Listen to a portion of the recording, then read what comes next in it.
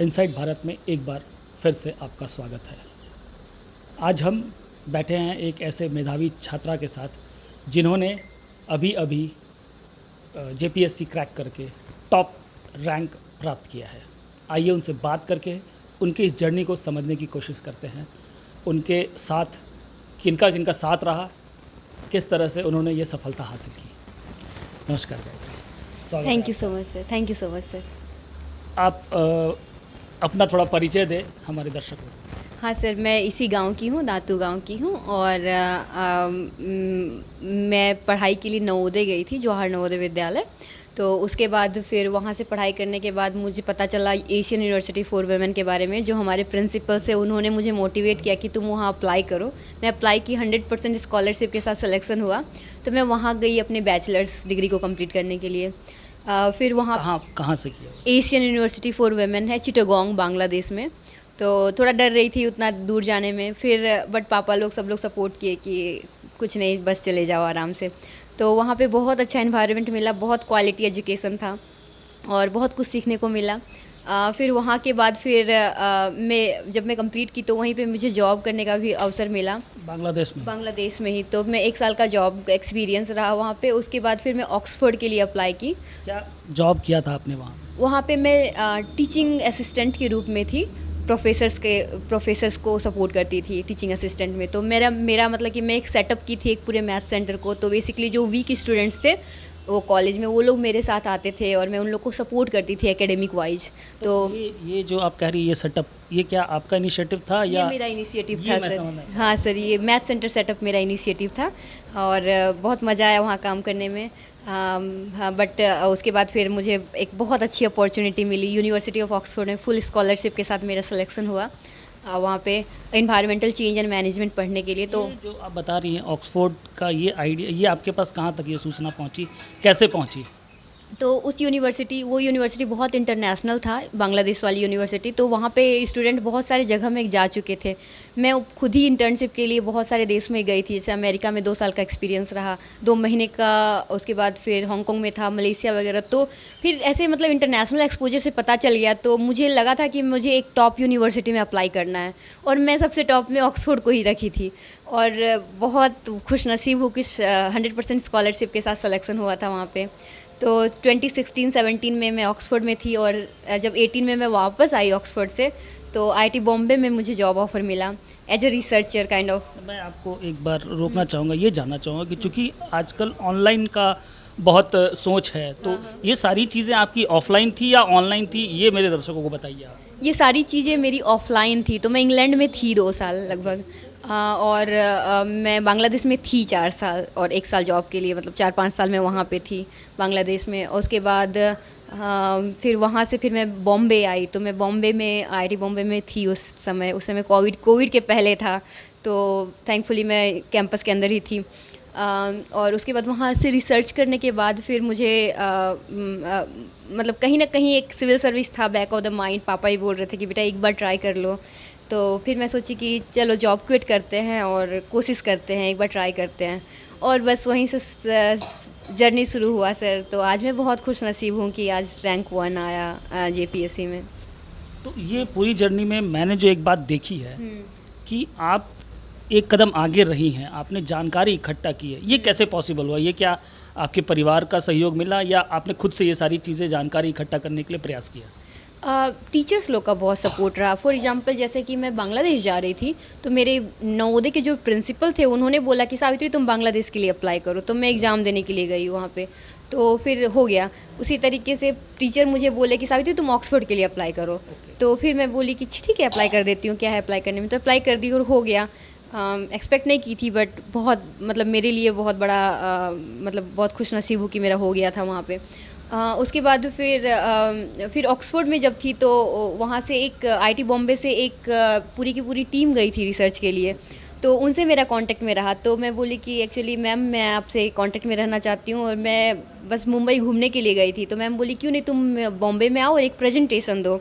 तो बोले हाँ श्योर। तो मैं प्रेजेंटेशन में दी तो मैडम बोली कि क्या तुम जॉब लेना चाहोगी? मतलब उनको वो प्रेजेंटेशन पसंद आया, तो उन्होंने आपको ये ऑफ़र दिया कि जॉब के लिए। तो मैं बोली कि मैं ऐसे भी अभी कुछ नहीं कर रही हूँ, तो ऑफ कोर्स तो मैं मेरी तरफ से बिल्कुल हाँ था। हाँ, बहुत मज़ा आया आईआईटी बॉम्बे में काम करके, बहुत कुछ सीखे वहाँ पे, बहुत अच्छा एनवायरनमेंट है सीखने के लिए। हाँ, और फिर कहीं न कहीं बैक ऑफ द माइंड लग रहा था कि एक बार कोशिश करूँ, थोड़ा ब्रॉडर ग्राउंड ज़मीनी स्तर में थोड़ा काम करने का मौका मिले, और उसी सपने को साकार करने के लिए बस 1 साल 1.5 साल लग गए। टाइम कैसे बीत गया पता भी नहीं चला। घर में ही रहती थी यहाँ पे और यहीं से तैयारी की हूँ।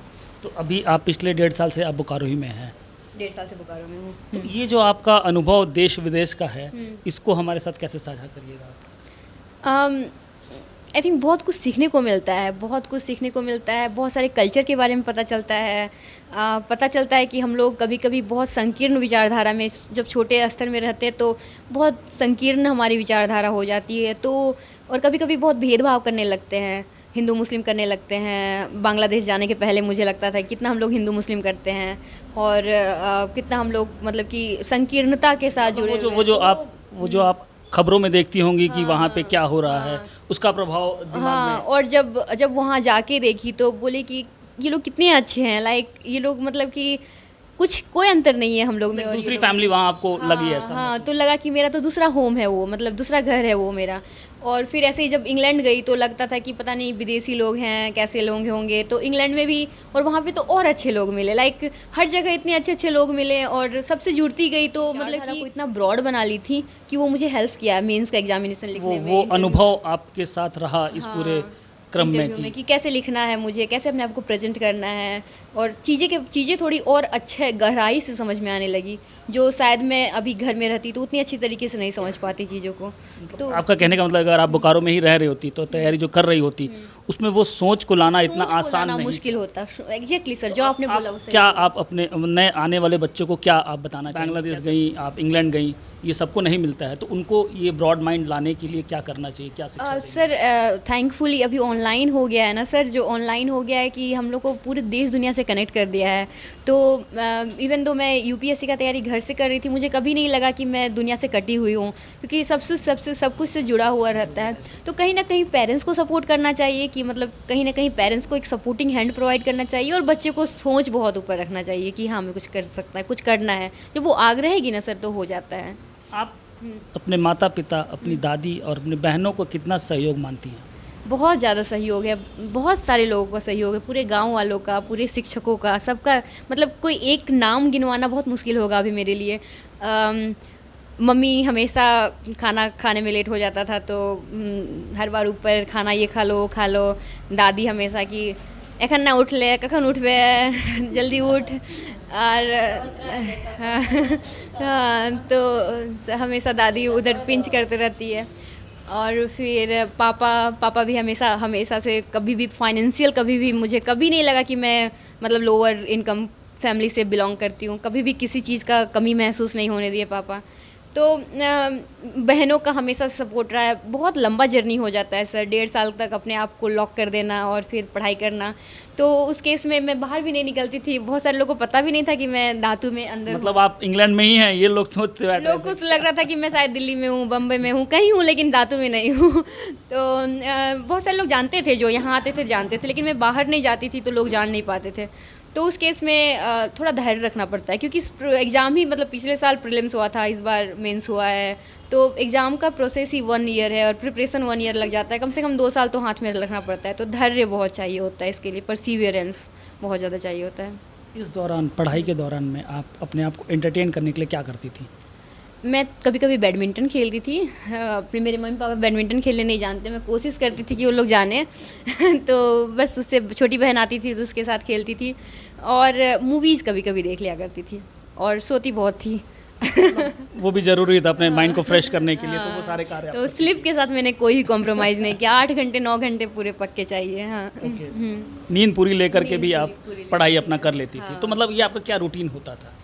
रात को 1-2 बजे तक सो जाती थी, 8-10 बजे तक उठती थी। तो पहले तो बहुत प्रेशर रहता था घर में, क्योंकि वो लोग को लगता था कि सवेरे क्यों नहीं उठती है लड़की, सवेरे क्यों नहीं उठती। बट आई थिंक 6-7 महीने के बाद वो लोग समझ गए कि इसको बोलने का कोई फ़ायदा है नहीं। तो ये अपने काम में लगी हुई है, हाँ, इसको लगे तो फिर वो लोग फिर बोलना छोड़ दिए, और फिर दिन भर पढ़ाई करती थी। 6-7 घंटे तो हर दिन पढ़ाई करती थी सर। चलिए, बहुत बढ़िया। इनसे बात करके हमें बहुत अच्छा लगा, और आने वाले बच्चों के लिए बहुत अच्छी शिक्षा दे गई है। बने रहें इनसाइड भारत के साथ। मैं सुदीप।